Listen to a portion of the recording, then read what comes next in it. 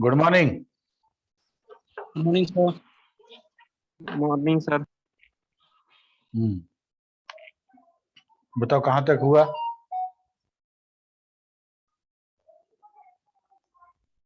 सब लोग रिवीजन कर रहे थे ना पिछले क्लास में? Yes sir. कहाँ तक पहुंचा था रिवीजन बताओ?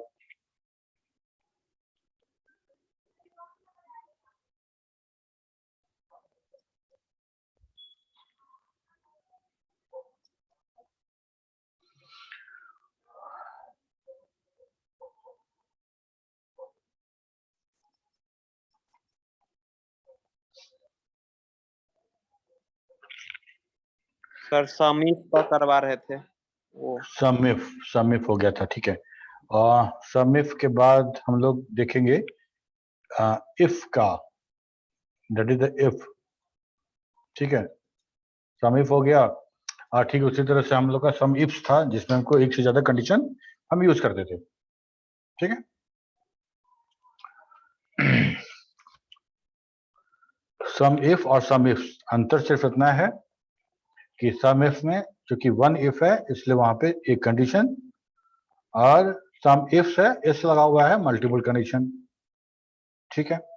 थोड़ा सा तुमको सिंटेक्स में भी अंतर समझ में आएगा क्योंकि इसमें बहुत सारा हमको क्राइटेरिया रेंज और क्राइटेरिया देना है, ठीक है। तो हम क्या करते हैं कि सम रेंज पहले लिख लेते हैं, सम रेंज पहले लिख लेते हैं और क्राइटेरिया रेंज और क्राइटेरिया फिर क्राइटेरिया रेंज फिर क्राइटेरिया, मतलब 1 2 3 4 ऐसा चलता रहेगा। और सम इफ में हम लोग क्या करते हैं कि क्राइटेरिया पहले रेंज देते हैं तब क्राइटेरिया, जो यहाँ भी तो वही है, हम जो रेंज यहाँ भी दे रहे हैं पहले, ठीक है।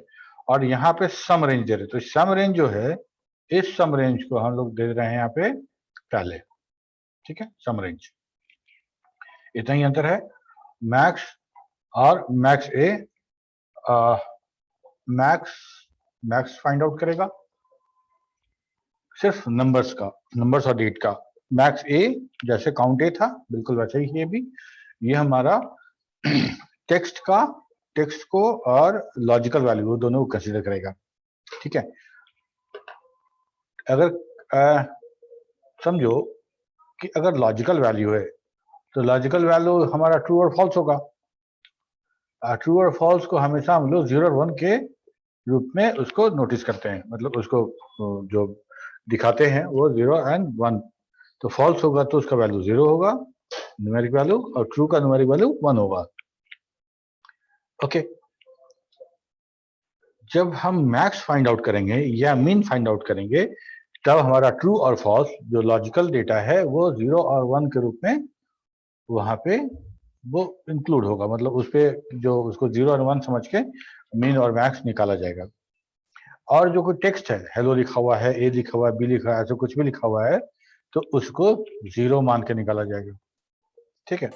In the case of max function, ignore logical and text value, while the maxf function counts the logical value true as 1 and the logical value false as a 0 and text value as a 0. ठीक है, तो ये हो गया max का। और ठीक इसी तरह से मैक्स इफ्स भी है, जहां पे हमको मैक्स फाइंड आउट तो करना है लेकिन बाई डिफरेंट क्राइटेरिया। जैसे हम लोग देख रहे थे डिपार्टमेंट और टाउन वन ये सब करके देखे थे। मतलब हमको दिखना है कि किसी एक डिपार्टमेंट का उसकी उस डिपार्टमेंट में सबसे मैक्सिमम सैलरी क्या है। तो एक क्राइटेरिया देंगे, पूरा का पूरा रेंज हम सिलेक्ट करेंगे। पहले वाला मैक्स रेंज, जहां का हमको रेंज फाइंड आउट करना है, दैट इज द सैलरी। दूसरा वाला सेलेक्ट करेंगे क्राइटेरिया रेंज, मतलब डिपार्टमेंट वाला कॉलम, और हम क्राइटेरिया देंगे कोई एक डिपार्टमेंट जिसका हम खोजना चाहते हैं, जैसे सपोज करो मार्केटिंग। ठीक है, तो उस डिपार्टमेंट कॉलम से जो मार्केटिंग वाला जो होगा, उस सारे मार्केटिंग वाले सैलरी को हम प्रोसेस करेंगे और उसमें से मैक्सिमम सैलरी फाइंड आउट करेंगे। अगर एक से ज्यादा क्राइटेरिया लगाना है तो क्या करेंगे, हम टाउन भी देख सकते हैं कि ठीक है मार्केटिंग वाले बंदे का जो एम्प्लॉय है मार्केटिंग के, वो पटना शहर के जो सिटी जिनका पटना है, उसको कितनी सबसे अधिक सैलरी किसको दी जा रही है।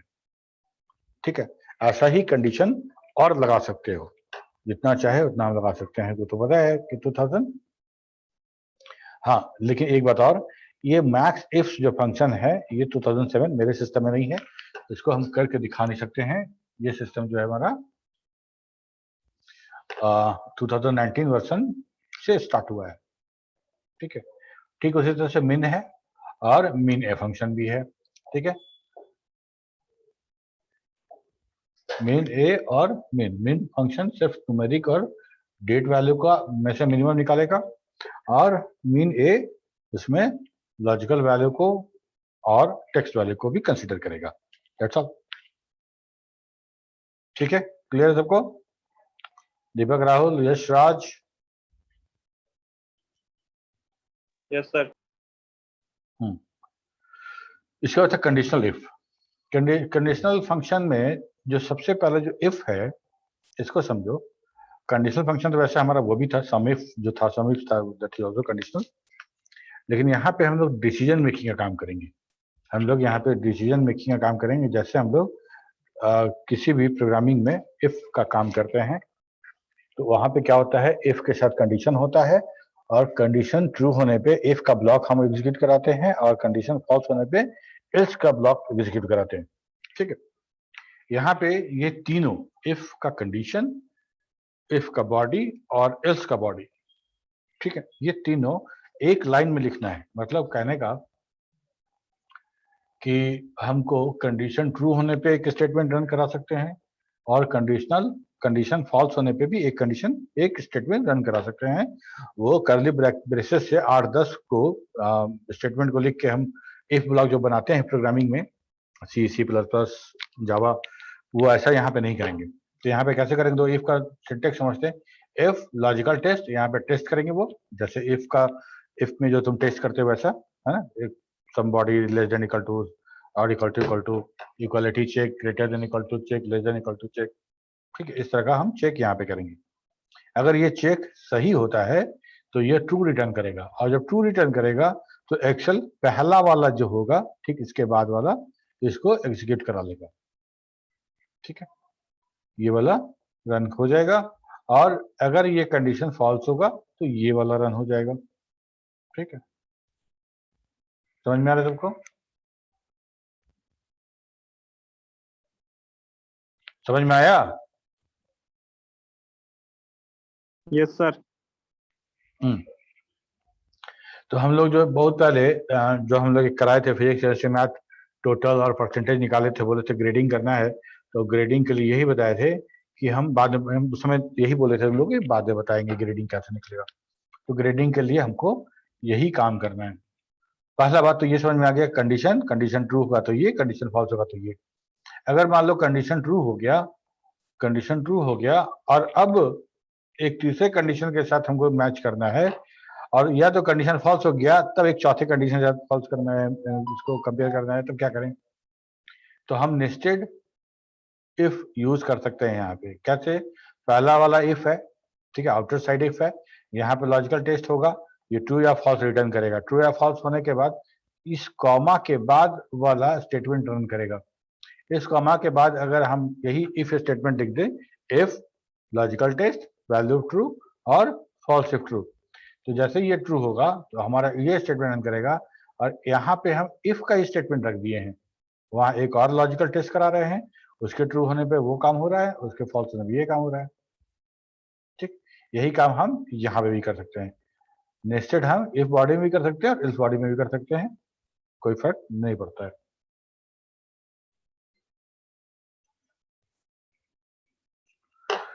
ठीक है, यहाँ देखो नोट लिख दिए हैं, if function still work if the logical test return a numerical value, in this case a non-zero value is treated as a true and zero is treated as a false value।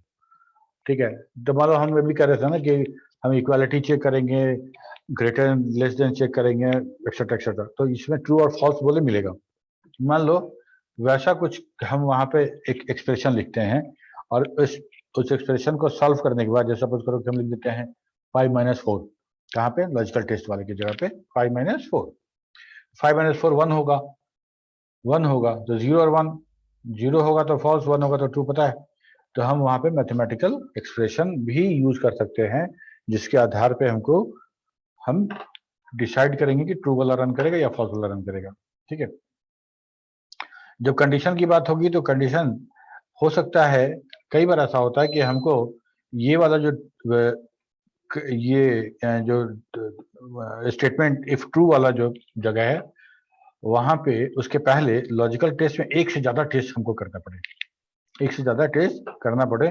तो हमको पता है कि एक से ज्यादा test करना पड़ता है लॉजिकल टेस्ट, तो हम उसको एंड या और इस दोनों से कंबाइन करते हैं। एंड और दोनों से कंबाइन करते हैं, दोनों से किसी से एंड से कंबाइन करने का मतलब है कि दोनों कंडीशन ट्रू होगा तब स्टेटमेंट को ट्रू माना जाएगा as a whole, that statement logical test will be true. और दोनों में से कोई भी एक स्टेटमेंट मतलब और से अगर कंबाइन किए हैं, जोड़े हैं दोनों को, तो जितना कंडीशन जोड़े हों उसमें से कोई भी एक कंडीशन हमारा ट्रू हो जाता है, तो फाइनल जो रिजल्टेंट टेस्ट लॉजिकल टेस्ट है वो हमको ट्रू मिलेगा। ठीक है, इस तरह से हम एंड और यूज करके हम ये काम कर सकते हैं। ठीक है, मान लो जैसे हम लोग अभी हमेशा मोस्ट फैकल्टी हम लोग ये प्रोग्रामिंग करते हैं, जो टास्क हम भी देते हैं कि इतना से इतना के बीच में खरीदारी है तो इतना डिस्काउंट, और इतना से इतना बीच में खरीदारी है तो इतना डिस्काउंट। ठीक है, जैसे और देख लो, टिकट का फेयर कितना है तो इतना डिस्काउंट, या फिर एज रेंज ले लो, एज का स्लैब ले लो, इतना बड़ा है तो इतना डिस्काउंट। ठीक है, और रिसेंटली जो ग्रेडिंग वाला तुम लोग को जो टास्क दिए थे जो करके दिखाना है, वो भी ऐसे ही होगा। ठीक है, 90% से ग्रेटर है तब तो ए दे दिए, कोई दिक्कत नहीं है। लेकिन अगर हम बता रहे हैं 80 से 90 के बीच में, ओके, तब हमको एंड का जरूरत पड़ेगा कि नहीं पड़ेगा? Yes sir. पड़ेगा। तो हम लोग क्या लिखेंगे, एंड फंक्शन के रूप में। वहां पे क्या था कि दो अलग अलग स्टेटमेंट था और बीच में एंड लगा देते थे, परसेंट लगा देते तो मेरा वो कनेक्ट हो जाता है। यहाँ पे नहीं, यहाँ भी एंड फंक्शन है। एंड फंक्शन देखो, एंड के अंदर एक लॉजिकल टेस्ट, ठीक है, कॉमा दूसरा लॉजिकल टेस्ट, कॉमा तीसरा लॉजिकल टेस्ट, जितना टेस्ट देना दे दो। ठीक है, तो एंड में अगर हम लिखते हैं कि greater and equal to 80, comma देंगे, फिर डबल कोट्स में लिखेंगे लेस देन 90, दो टेस्ट हो गया। ये दोनों टेस्ट पर इसको टेस्ट किया जाएगा। अगर मान लो एक ट्रू मिलता है एक फॉल्स मिलता है, तो चूंकि एंड है तो दोनों मिला के फॉल्स हो जाएगा। ठीक है, और दोनों ट्रू मिलेगा तभी ट्रू माना जाएगा। क्यों जरूरत है दोनों कंडीशन को? इसीलिए कि सपोज करो तुमको 92 आया है, तुमको 92 आया है और हम मैच कर रहे हैं कि अगर 80 से बड़ा है तो उसको बी दिया जाए, तो भाई तो ए वाला को भी तो बी मिल जाएगा। तो हमको लिमिट करना जरूरी है कि यहाँ से आगे वाला और यहाँ के पहले वाला इसको बी मिलना है, इसके आगे वाला तो ऑलरेडी ए हम दे चुके हैं। ठीक है, ठीक, एंड और हो गया। नॉट में क्या होता है, निगेट कर देते हैं, जो रिजल्ट होता है उसको नॉट फंक्शन के अंदर पास करोगे तो जो रिजल्ट आने वाला है इस लॉजिकल टेस्ट का उसको ही उलट देगा। अगर ये ट्रू था तो यह फॉल्स आएगा, ये फॉल्स था तब ट्रू आएगा। यहाँ तक किसी को दिक्कत? यहाँ तक अगर किसी को प्रॉब्लम है तो बोलो, नहीं तो हम लोग आगे बढ़े। No sir. और अमन यार तुम तो कुछ बोलते नहीं हो। अमन, किशन, सूरज, बोलो कुछ। नहीं है सर प्रॉब्लम। ठीक है, ओके, यहाँ तक तो काम हो गया। एक है एरर के लिए, जैसे मान लो हम लोग बहुत कुछ काम करते हैं जिसमें कि फंक्शन का कभी न कभी कुछ एरर आ जाएगा। ठीक है, कभी एरर किसी खास डेटा पे एरर आ गया, तो हम लोग उसको कैसे हैंडल कैसे करेंगे उस एरर को। तो हैंडल करने के लिए दिया गया है कि अगर हम इफ एरर फंक्शन के अंदर कोई भी काम करते हैं, मान लो कोई फंक्शन हम कॉल कर रहे हैं, कोई फंक्शन कॉल कर रहे हैं और उसमें डिवीजन बाई 0 हो जा रहा है, तो हमको वहां पे हैश डिव 0 वाला एरर दे देगा। तो हम क्या करेंगे कि इफ एरर के अंदर इफ एरर के अंदर वो वैल्यू और ये काम करेंगे, तो हमको अगर वो फंक्शन ठीक ठाक रन किया तो उस फंक्शन का वैल्यू कंसिडर किया जाएगा। अगर वो फंक्शन किसी तरह का कोई एरर रेज करता है, तब इफ एरर काम करेगा और एक प्री डिफाइंड वैल्यू वहां पे पेस्ट कर देगा, प्रिंट कर देगा। एरर वाला वैल्यू वहां पे नहीं आएगा। ठीक है, इसके बाद हम लोग बात करेंगे कि एक्सेल में कौन कौन सा एरर है, all the errors which we can encounter in the Excel sheet. तो टोटल 7 टाइप का एरर है यहाँ पे, मोस्ट कॉमन एरर है। ओके, तो एक है null error. This is one of the most common type of error when we forget to separate the two cell reference correctly, then we receive this error। ठीक है, जैसे मान लो null value कहने का मतलब उस सेल में क्या वैल्यू गया। अगर उस सेल में उसमें जैसे a+a1+2 ये हम फंक्शन लिख रहे हैं और यहाँ प्लस साइन छूट गया। ठीक है, तब इस कंडीशन में क्या होगा कि इंटरप्रेस करते के साथ यहाँ पे नल वैल्यू आएगा। नल वैल्यू एक एरर है जो कब आ रहा है, जब किसी तरह से हम किसी तरह का कोई ऑपरेटर हम मिस कर जा रहे हैं। ओके, डिवाइड बाय 0 एरर आएगा जब हम किसी नंबर को 0 से डिवाइड करेंगे। ठीक है, किसी नंबर को 0 से डिवाइड करेंगे तो एरर आएगा, और अगर वो एरर आ रहा है तो हम उसको इस एरर से उसको हैंडल करेंगे। Value, this error occurs if one of the variable in the formula is out of wrong type. मतलब हमको टेक्स्ट चाहिए था, हम टेक्स्ट वैल्यू अगर दे दिए और हमको नंबर चाहिए था, मतलब a+ और a1 और a2 को जोड़ रहे हैं, a1 मेरा नंबर है और a2 मेरा टेक्स्ट है, उस कंडीशन में वैल्यू एरर आएगा। और मेरा रेफरेंस एरर कब आएगा, जब हम सेल के रेफरेंस पे कुछ एरर करेंगे। जैसे मान लो कि सेल 4 बराबर हम a1 + a2 + a3 हम लिखें, तो a4 में उसका वैल्यू आ जाएगा। ठीक है, अगर हम a2 को डिलीट कर देते हैं, a2 को डिलीट कर देंगे तब क्या होगा, a2 को डिलीट कर देंगे तो हमको सेल रेफरेंस एरर मिलेगा। क्यों, क्योंकि A4 में जो वैल्यू था वो 3 रो को जोड़ के किया गया था और उसमें से एक रो डिलीट हो गया, इसका मतलब वो रेफरेंस मिस है, जो फार्मूला में दिया गया था वो मिसिंग है।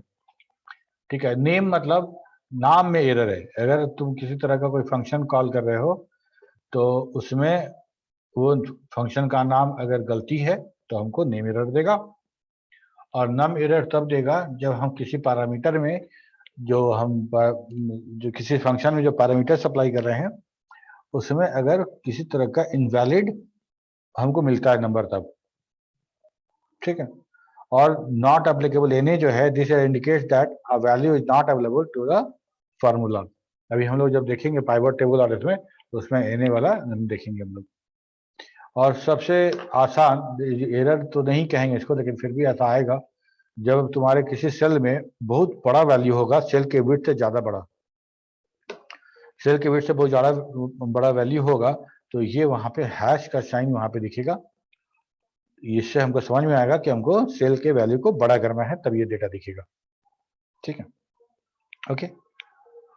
अब यहाँ पे इसके बाद हम लोग का शुरू होता है, हम लोग न्यूमेरिकल देख ली, कंडीशन देख ली, नेक्स्ट जो है हम लोग का है वो कैरेक्टर फंक्शन है। ठीक है, टेक्स्ट फंक्शन बोलो या कैरेक्टर फंक्शन बोलो। पहला है lower, this function convert all specified characters in lower case, और अपर अपर मतलब जैसे नाम से ही लग रहा है कि दिस फंक्शन तीन तरह का केस होता है, लोअर, अपर और एक टाइटल केस होता है, या इसको प्रॉपर केस भी कहते हैं। तो ये तीनों टेक्सचुअल वाला जो है वो तीनों हमको मिला हुआ है। ये तीन मिला है कि अगर आप उसको अपर करना चाहें अपर कर लें, लोअर करना चाहें लोअर कर लें, प्रॉपर करना चाहें प्रॉपर कर लें। ठीक ठीक है, ये करके देखते हैं हम लोग।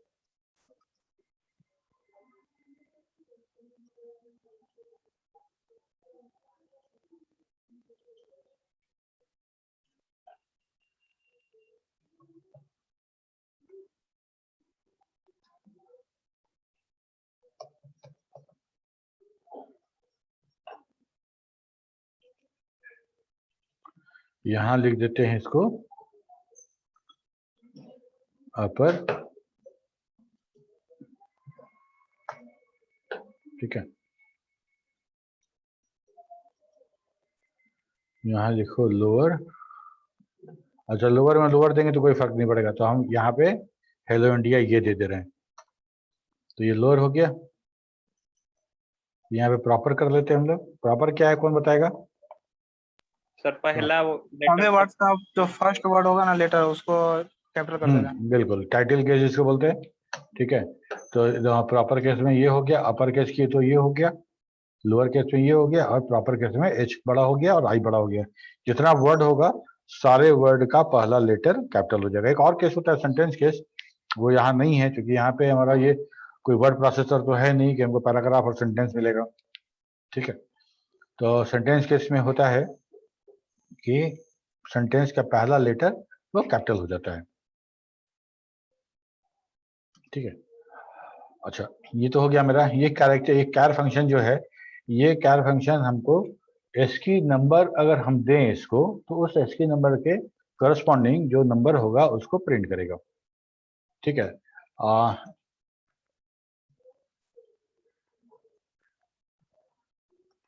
इसमें तुम 1 से लेके 0 से 255 का सीरीज बना लो और सबका तुम इसकी चार्ट बना के देख सकते हो किस नंबर का इसकी वैल्यू क्या है, बहुत आसानी से हो जाएगा ना। सर इसको ड्रैग करेंगे तो क्या होगा?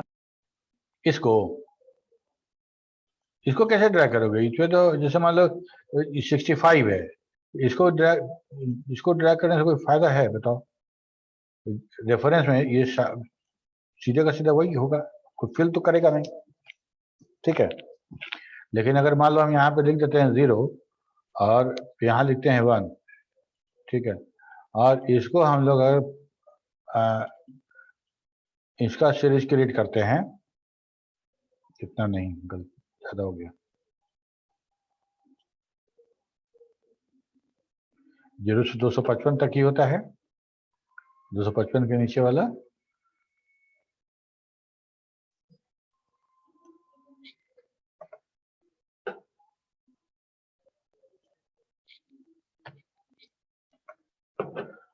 ये नंबर है तुम्हारा, ये सारा का सारा है। और यहाँ पे अगर तुम लिखते हो कोई फंक्शन, ये वाला फंक्शन,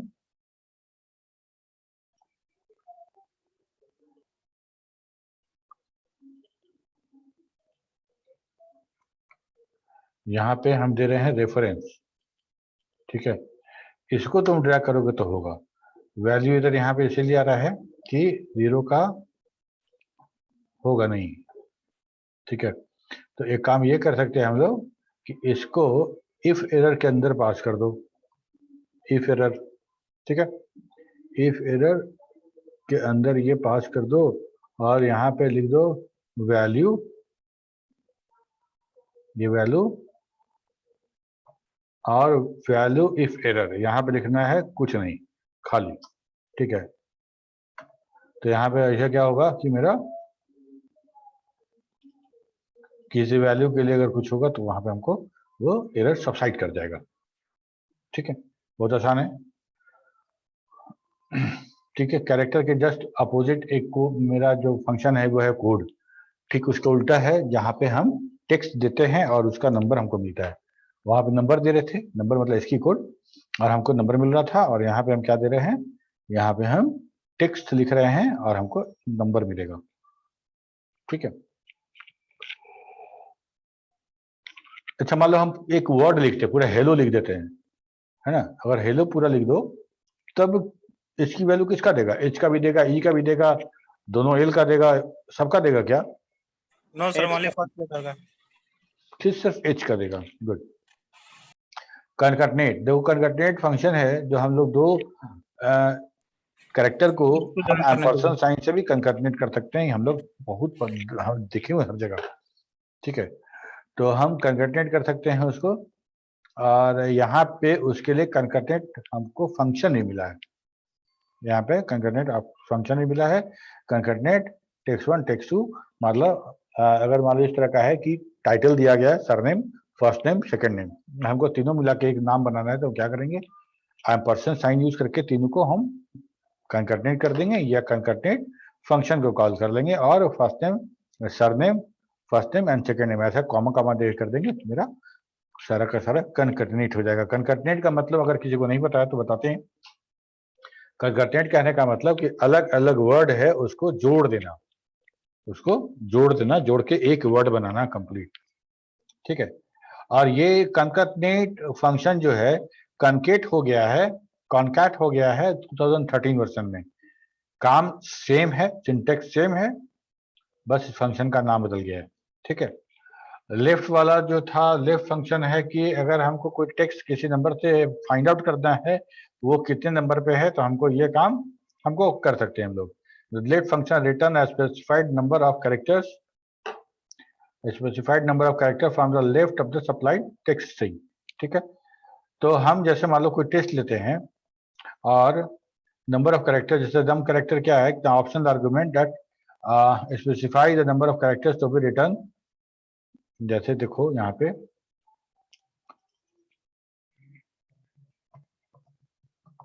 हेलो इंडिया, और यहाँ हम लिखते हैं लेफ्ट, और लेफ्ट के बाद लिखते हैं टेक्स्ट। क्या खोज रहे हैं? तो हम लोग को ई खोजना है, ठीक है, हमको ई खोजना है। और कहाँ से शुरू करें हम? तो एक नंबर से शुरू करते हैं, ठीक है। तो ई वाला, ये ई मिल गया हमको, ये ई मिल गया, ठीक है। तो अगर मान लो और तो नहीं, यहाँ पे और कोई ई तो नहीं है।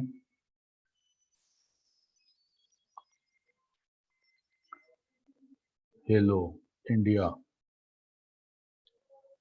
ठीक है।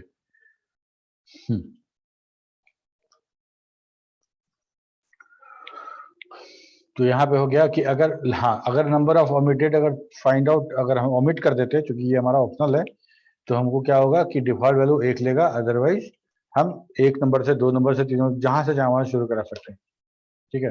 राइट में यही काम होगा, लेकिन अपोजिट साइड से होगा। हम लास्ट वाले नंबर शुरू करेंगे और वो नंबर तक पहुंचेंगे काउंट करते हुए। यहाँ इंडेक्स 0 से नहीं होगा, ध्यान रखना। यहाँ इंडेक्स जो शुरू होगा 1 से होगा, 1 से काउंट करना शुरू करेंगे, और जितना नंबर होगा, मतलब हम दिए हैं कि 5 नंबर से शुरू, तो हम काउंट करेंगे 5 से, ठीक है। 5 नंबर के बाद वाला डेटा काउंट करेंगे, लेकिन काउंट स्टार्टिंग से ही करेंगे। क्या करना चाह रहे हैं, समझ में आ रही है? जैसे मान लो यहाँ पे हम लिखते हैं हेलो, किसी का नाम वैसा जिसमें ई हमको मिल जाए,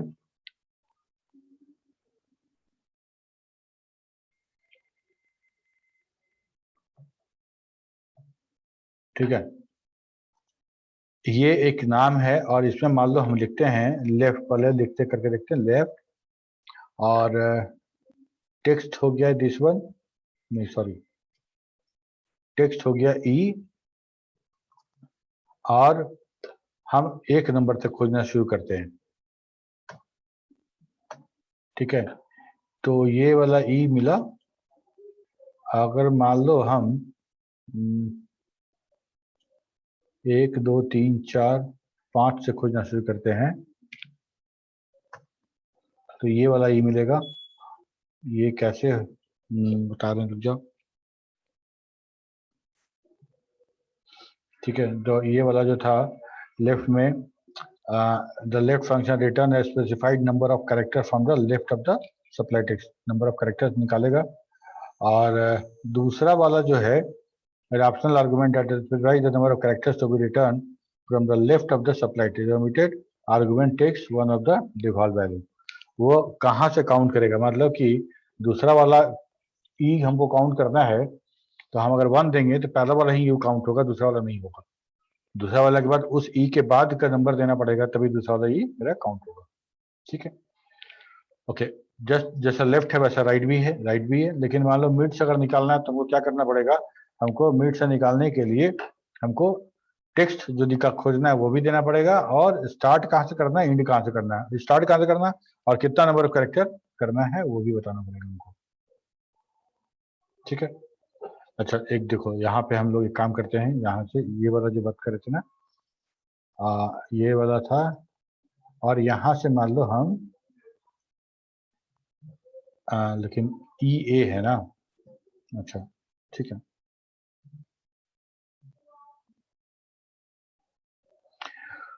तो मिड में क्या करना है, वो टेक्स्ट खोजना है, जो खोजना है उसको देंगे, यहाँ पे वहाँ स्टार्ट नंबर देंगे, और कितना नंबर ऑफ कैरेक्टर हमको खोजना है वो हम बात करेंगे। तो हम इस तरह से मिड से किसी टेक्स्ट से कोई टेक्स्ट हम स्लाइस कर सकते हैं। ठीक है, इसके बाद हमारा लेंथ है, लेंथ निकालने के लिए लेंथ फंक्शन है, टेक्स्ट दोगे उसका काउंट करके बताएगा कितना बड़ा है। फाइंड एक फंक्शन है जिसमें हम लोग फाइंड टेक्स्ट लिखते हैं, और विद इन टेक्स्ट कहाँ से टेक्स्ट फाइंड करना है, ये हमारा केस सेंसिटिव होता है। और ठीक उसी के आगे एक सर्च फंक्शन भी है जिसका सिंटेक्स सेम टू सेम वही है, और ये हमारा केस सेंसिटिव नहीं होता है।